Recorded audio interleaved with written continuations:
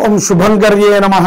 వక్రతుండ మహాకాయ సూర్యకోటి సమప్రభ నిర్విఘ్నం కురు మే దేవ సర్వకార్యేషు సర్వదా. ఆదిత్యాయ చ సోమాయ మంగళాయ బుధాయ చ గురు శుక్ర శనిభ్యశ్చ రాహవే కేతవే నమః.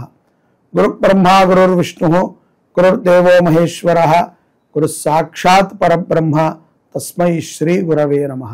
శ్రీ శ్రీ శ్రీ గణపతి సచ్చిదానంద సద్గురుభ్యో నమో నమః. ఈ యొక్క విశ్వావసునామ సంవత్సరములో అక్టోబర్ నెలలో కన్యా రాశి వారికి గల గోచార ఫలితాలను తెలియచేస్తున్నాము. శ్రద్ధగా ఆలకించండి. ఈ యొక్క అక్టోబర్ నెలలో తమ కోపము చేతనే కొంత అనర్థాలు ఉన్నాయి. దురుసుతనము తగ్గించుకుంటం ద్వారా మీకు వచ్చేటువంటి సమస్యలని మీరు పరిష్కరించుకోవచ్చు. ప్రతి రాశుల వారికి కూడా ఏదో ఒక సమస్య ఉంటుంది. అది మంచిదైనా చెడ్డదైనా గోచార ఫలితములు తగుమాత్రముగానే మనము పరిశీలనలోకి తీసుకోవాలి. స్వజాతకము రీత్యా కూడా మనకు అటువంటి ప్రభావం ఉన్నప్పుడు గ్రహములని మనము స్మరించటము, వాటిని ఆరాధన చేయటము ఎంతో గొప్ప సత్ఫలితాలను ఇస్తుంది. ఈ యొక్క కన్యారాశి జాతకులు తమ యొక్క ఆవేశపూరితమైనటువంటి ప్రవర్తనని మార్చుకోండి. మీరు అనుకుంటున్నారు ఏముందిలే, ఎదుట వాళ్ళు మాట్లాడారు కాబట్టి మనం మాట్లాడుతున్నాం, వారికి సమాధానం చెప్పాలి కాబట్టి నా మాట తీరు అలా ఉంది అని. కానీ ఎదుట వారి కోసం మీరు మారకండి. మిమ్మల్ని మీరు సంస్కారవంతులను చేసుకోవాలి అనుకుంటే తప్పనిసరిగా ఓపికతో ఉండండి. చెప్పినటువంటి విషయాలని అవగాహన తెచ్చుకోండి. అలాగే దూర ప్రయాణాలని చేసేటప్పుడు ముఖ్యంగా స్త్రీలు చాలామంది వాహనాలను నడుపుతూ ఉంటారు, కారులు నడుపుతూ ఉంటారు, లేకపోతే వాళ్ళు ఏదైనా వాకింగ్కి అయినా వెళ్ళవచ్చు. ఎక్కడికైనా కొంత ప్రయాణములు చేసేటప్పుడు చాలా జాగ్రత్తగా ఉండాలి. కేళ్లకి సంబంధించినటువంటి ప్రమాదములు, కేతువు, కుజుడు, రాహువు, శుక్ర ప్రభావములు తక్కువగా లేవు. వాటి యొక్క ప్రభావముల చేత తెలియకుండా అంతర్గతమైనటువంటి కొన్ని ప్రమాదములు వస్తాయి. స్త్రీలకే అని ఎందుకు అంటున్నామంటే చాలామందికి స్త్రీలకి వారి వారి యొక్క జాతకం రీత్యా కానీ, వారి వారి యొక్క కుటుంబ పరిసరాల రీత్యా కానీ, వారి వారి యొక్క తిండి ప్రభావం చేత కానీ కొన్ని సమస్యలు ఎంతో కాలముగా లోపల ఉన్నాయి, బయటపడట్లేదు. ఈ మాసములో కొంత బయటపడేటువంటి సందర్భం గోచారము రీత్యా, గురుబలము చేత వీటన్నిటిని మీరు అధిగమించవచ్చు.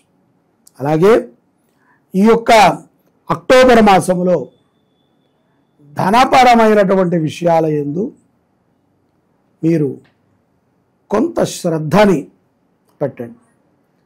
తొందరగా ఏదో ఉన్నది కదా, అది చేసేస్తా, ఇది చేసేస్తా, ఇలా కొనేస్తా, అలా పడేస్తా. జాగ్రత్త అనేటువంటిది సర్వత్రా అభయము లాంటిది. మనకి ఇవాళ ఉన్నది మనం ఏదైనా చేయగలుగుతున్నాం. లేనటువంటి రోజు ఒకటి వస్తుంది మనకి. ఆ లేనటువంటి రోజున, రేపటి రోజున ఇవాళ మనం దాచిపెట్టినటువంటి ద్రవ్యమే మనకి పెద్దగా మనని కాపాడే వస్తువు అవుతుంది. వస్తువు మనకేమాత్రం మెలగదు. ఆ యొక్క వస్తువు విలువ తగ్గిపోతుంది తప్ప పెరగదు. పెరిగేంత ఖరీదైనటువంటి వస్తువులను మనం కొని పెట్టుకోలేం. బంగారం పెరుగుతుందని మనకు తెలిసినా, బ్రహ్మంగారు చెప్పారు ఎప్పటికైనా సరే ఇత్తడే బంగారంలాగా పలుకుతుంది అని మనకు తెలిసినా ఇత్తడిని మనం కొంటామా? కొనం. బంగారమే కొంటాం. ప్రస్తుతం మనకు అది పెరుగుతోంది, కనబడుతోంది. కానీ మనకి అవసరమైనప్పుడు దాన్ని తీసుకెళ్ళి మనం తాకట్టు పెడతాం. ఇత్తడిని ఎవరు తాకట్టు పెట్టుకోరు కదా. డబ్బుంటేనే జీవనం. కాబట్టి డబ్బును జాగ్రత్త పరుచుకోండి. అప్పులు ఇవ్వకండి, తొందరపాటు పడి ఏ పనిని పడితే ఆ పనిని చేయకండి. ముఖ్యంగా దత్త చరిత్రని బాగా చదవండి కన్యారాశి జాతకులు అక్టోబర్ నెలలో. కుదిరితే గాణుగాపురం దర్శనం చేయండి. గాణుగాపురము మాకు వెళ్ళటానికి కుదరదు స్వామి, ఓపిక లేదు, పెద్దవాళ్ళం అయిపోయామంటే ఎవరినైనా ఒక కుటుంబానికి మనము కొంత టికెట్ వేసో లేకపోతే వాళ్ళకి తగు ఏర్పాటుని చేసి గాణుగాపురం వెళ్ళి రమ్మనండి చాలు. దానిని మించినటువంటి పుణ్యము కన్యారాశి వారికి మరొకటి లేదు. దానికి అయ్యే ఖర్చు టికెట్ వేస్తారో లేకపోతే వారికి ఏదైనా వాహనం ఏర్పాటు చేస్తారో చేసి గాణుగాపురానికి లేకపోతే దత్తక్షేత్రాలకి దర్శనం నిమిత్తమై వెళ్ళి రమ్మనండి. ఒకరోజు అక్కడ ఉండమనండి. తర్వాత నిదానంగా వాళ్ళని వచ్చాక మీరు దర్శనం చేయండి. వారు తెచ్చిచ్చినటువంటి ప్రసాదాన్ని తినండి. దత్తకృప వల్ల అపారమైనటువంటి విజయాలని పొందుతారు. ముఖ్యంగా ఆరోగ్యం నిలకడగా ఉంటుంది. విదేశాలకు వెళ్ళాలి అనుకునేటువంటి వాళ్ళకి ఈ మాసములో అర్ధం తర్వాత అంటే 15వ తారీఖు తర్వాత ద్వితీయార్ధంలో కొన్ని అవకాశాలు మెరుగుపడతాయి. ప్రయత్నము మాత్రము కఠోరంగా ఉండాలి. ప్రయత్నము చేయండి, తప్పకుండా విజయాన్ని పొందుతారు. కన్యారాశిలో ఉన్నటువంటి పురుషులకి ఆధ్యాత్మిక పరమైనటువంటి అవగాహన చాలా పెరుగుతుంది. ఎంతో ఆధ్యాత్మికమైనటువంటి శక్తిని సంపాదించుకోవచ్చు. ఇప్పుడు ధ్యానము చేసిన శివ పంచాక్షరి, మాతా జపము, నారాయణ పంచాక్షరి, శ్రీమాత్రే నమః అనేటువంటి మంత్రాన్ని జపము చేయటము ద్వారా అమ్మవారి యొక్క దివ్య దర్శనాన్ని మీరు స్వప్నంలో పొందవచ్చు.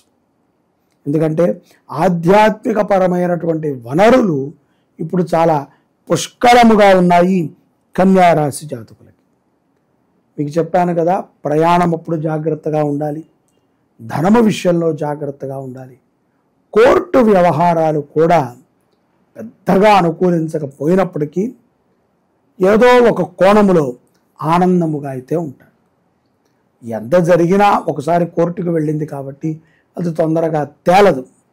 తేలినట్టు కనబడుతుంది, అది ఇంకా మునిగే ఉంటుంది. ఎందుకంటే అది న్యాయ వ్యవస్థలో ఉన్నటువంటి ఒక చిక్కు. అది వెంటనే తేలదు, తేలినట్టే కనబడుతుంది, పైకే కనబడుతుంది చేప. మనం గాలం వేయంగానే అటు ఇటు పరిగెత్తుతుంది.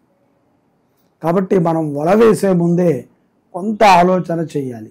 మనం వల వేసిన తర్వాత మనం చూసిన చేప పడకపోవచ్చు, ఇంకొకటి ఏదో జరుగుతుంది.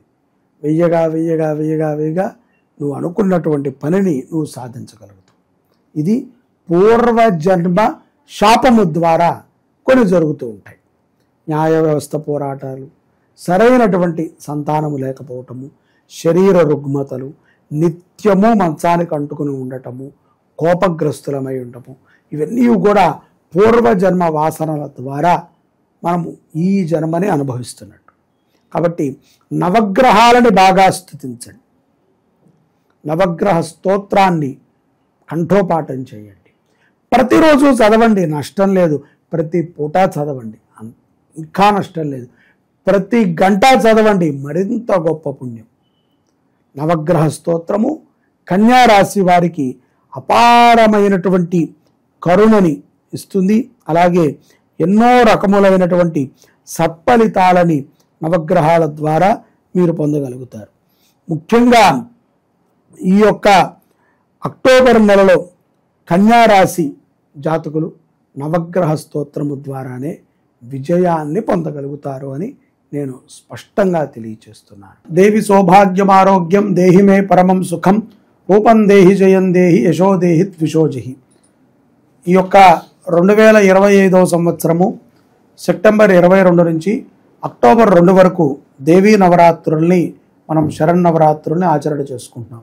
ఈ యొక్క శరన్నవరాత్రుల్లో అత్యంత విశేషముగా శ్రీ శుభంకరి దేవస్థానం పీఠంలో శతచండీ యాగాన్ని చేస్తున్నాం. శత అంటే 100 సార్లు దుర్గా సప్తశతి పారాయణని చేయిస్తూ మరియు ప్రతిరోజు కూడా ఒక 1000 సార్లు అమ్మవారి యొక్క మూల మంత్రంని జపము హోమాన్ని ఆచరణ చేస్తూ, అలాగే ఈ 11 రోజులు కూడా ప్రతిరోజు చండీ హోమాన్ని చేస్తూ శతచండీ యాగాన్ని మనం ఆచరణ చేస్తున్నాం. ఇది చాలా విశేషమైనటువంటి యజ్ఞం. ఎందుకంటే అమ్మవారి శ్లోకంలో చెప్పినట్టుగా విధానంగానే దేవి అమ్మవారి యొక్క అనుగ్రహం మన మీద ఉంటే సకల సౌభాగ్యాలు, సకల విద్యలు, సకల లక్ష్మీ కటాక్షములు మనకి ప్రాప్తి చెందుతాయి. మనకి ఉన్నటువంటి అంతఃశత్రువులు, బాహ్య శత్రువులు కూడా ఈ యొక్క యజ్ఞము ద్వారా నివృత్తి అవుతారు.